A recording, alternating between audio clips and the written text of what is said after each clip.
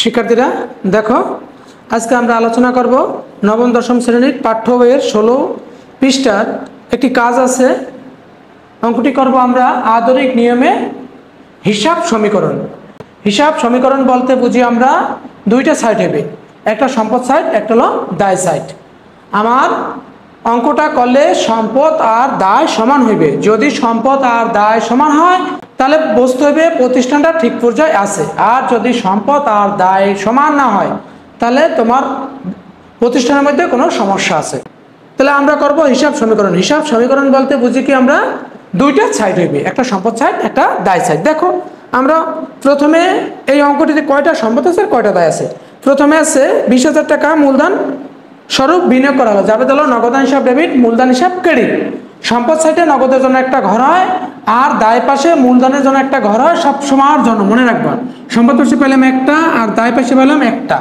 দায় পাশে কি পেলাম? মূলধন। আর সম্পদ পাশে পেলাম একটা নগদান। যত কটা নগদ আছে সব নগদের জন্য, ডেবিট থাক অথবা ক্রেডিট থাক, সব নগদের জন্য একটা ঘর। 2 নম্বর আছে মার্চ মাসের দোকান ভাড়া পরিশোধ, যাবে হলো নগদান হিসাব ডেবিট, যাবে হলো ভাড়া হিসাব ডেবিট, নগদান হিসাব ক্রেডিট। নগদের ঘর আছে আর ঘর দেওয়ার প্রয়োজন নাই। আর ভাড়া হলো ব্যয়, ব্যয় হইলে সবসময় মূলধন থেকে হ্রাস পাইবে, আর আয় হইলে মূলধনের সাথে যোগ হইবে। মানে যদি ব্যয় হয় তাহলে মূলধন থেকে বিয়োগ করবা, আর যদি আয় হয় মূলধনের সাথে যোগ করবা। এটার জন্য কোনো ঘর নাই। তারপরে আছে নগদের সেলাই মেশিন ক্রয় করা হলো। সেলাই মেশিন হলো সম্পদ, সেলাই মেশিনকে সম্পদ। সম্পদ পাশে পেলাম একটা, আমরা আরো একটা, হলো দুইটা। কি নগদ একটা আর সেলাই মেশিন একটা। যাবে হলো সেলাই মেশিন হিসাব ডেবিট, নগদান হিসাব ক্রেডিট। নগদ থেকে কমবে, নগদের ঘর একটা আসলো আর দেওয়ার প্রয়োজন নাই। 14 তারিখ আছে কাপড় সেলাই বাবদ মজুরি আদায়, যাবে হলো নগদান হিসাব ডেবিট, সেবা আয় ক্রেডিট। নগদান ডেবিট, নগদের পাশে ঘর আছে, আর সেবা হলো আয় হয়েছে, আয় হলে মূলধনের সাথে বৃদ্ধি পাইবে, তার জন্য এটা ঘর প্রয়োজন নাই। তারপর আছে প্রচারণা বাবদ ব্যয় 1,000 টাকা, যাবে হলো বিজ্ঞাপন হিসাব ডেবিট, নগদান হিসাব ক্রেডিট।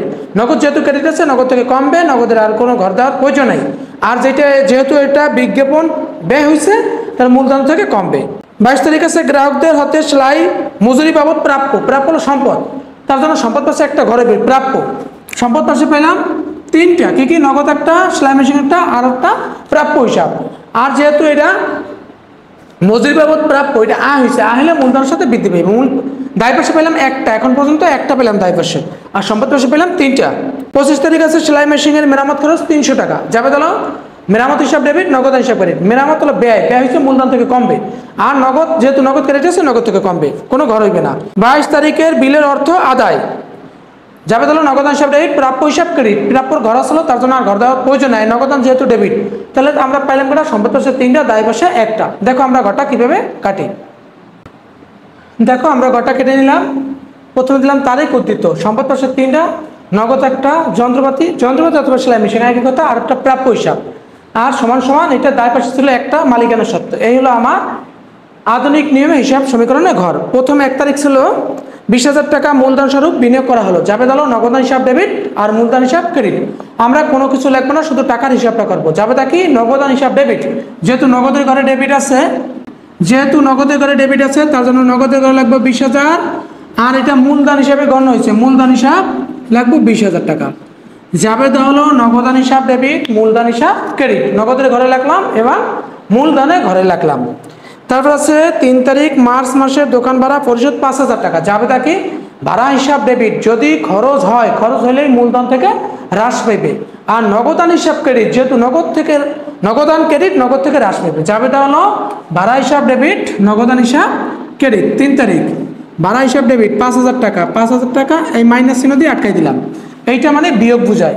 আর মূলধন থেকে কমবে 5,000 টাকা, 5,000 টাকা মূলধন থেকে কমাই দাও, এই কমাই দিলাম মূলধন থেকে। এখানে লেখো উদ্ধৃত, 20,000 থেকে 5,000 কমলে থাকে 15,000 টাকা প্লাস চিহ্ন, আর এই পাশে থাকে 15,000 টাকা। মানে সম্পদ আর দায় সবসময় সমান হইতে হবে।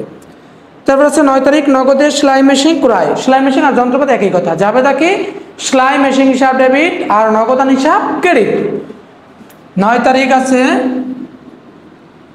সেলাই মেশিন বা যন্ত্রপাতি হিসাব ডেবিট, যন্ত্রপাতি করে লেখো 15,000 টাকা, আর নগদে কমাও 15,000 টাকা, 15,000 টাকা নগদে কমাইলাম। যাবে হলো সেলাই মেশিন হিসাব ডেবিট, নগদান হিসাব ক্রেডিট। সেলাই মেশিনের ঘরে লাগলাম অথবা যন্ত্রপাতি লাগলাম, আর নগদ থেকে কমাই দিলাম 15,000, মূলধনে কোনো প্রভাব পড়বে না। দেখো এই যে কিছু থাকে না, এটা থাকে 15,000 টাকা, 15,000 লেখো, আর মূলধনে থাকে 15,000 টাকা, 15,000 লেখো। জাবেদ আসলো সেলাই মেশিন হিসাব ডেবিট, নগদান হিসাব ক্রেডিট। 14 তারিখ আছে কাপড় সেলাই বাবদ মজুরি আদায় 2,000 টাকা। জাবেদা কি? নগদান হিসাব ডেবিট, সেবা আয় ক্রেডিট। নগদান হিসাব ডেবিট, তার জন্য নগদে বৃদ্ধি পাইবে। নগদের ঘরে রাখো 2,000 টাকা, আর এটা হচ্ছে আয়, আয় হইলে মূলধনের ঘরে বৃদ্ধি পাইবে 2,000 টাকা, মূলধনের ঘরে বৃদ্ধি পাইবে 2,000 টাকা। জাবেদা হলো নগদান হিসাব ডেবিট, সেবা আয় ক্রেডিট, তার জন্য নগদে বৃদ্ধি পাইবে আর মূলধনে বৃদ্ধি পাইবে।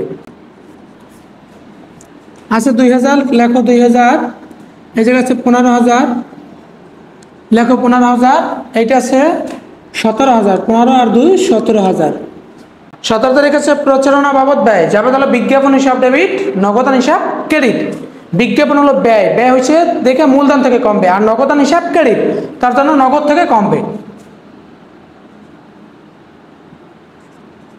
নগদ থেকে কমাও 1,000 টাকা, আর মূলধন থেকে কমাও 1,000 টাকা।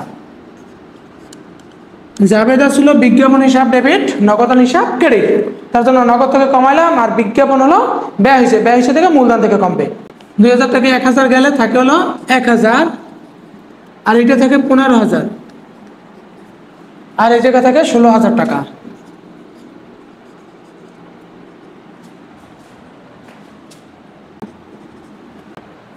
পরে আছে 22 তারিখ। 22 তারিখ আছে গ্রাহক হতে সেলাই মজুরি বাবদ প্রাপ্য। একজনকে আমি সেবা দিছি, সে বলছে যে স্যার আমি কিছুদিন পর এসে টাকা দিয়ে যাবো, এখন পর্যন্ত টাকা দেয়নি, আমি কিন্তু সেবা অলরেডি দিয়ে দিছি। যাবে তাকে প্রাপ্য, ওনার কাছে টাকা পাবো, তার জন্য প্রাপ্য হিসাব ডেবিট, আর আমার কাছ থেকে গেছে সেবা, সেবা আয় ক্রেডিট। আয় হইলেই মূলধন থেকে কমবে, আর প্রাপ্য হিসাব যেহেতু প্রাপ্য বাড়বে। 22 তারিখ যাবে তাহলে প্রাপ্য হিসাব ডেবিট 1500 টাকা, আর মূলধন হিসাব মানে সেবা আয় ক্রেডিট, তার জন্য মূলধনে বৃদ্ধি পাইবে। সেবা আয় হয়েছে তার জন্য মূলধনে বৃদ্ধি পাইবে।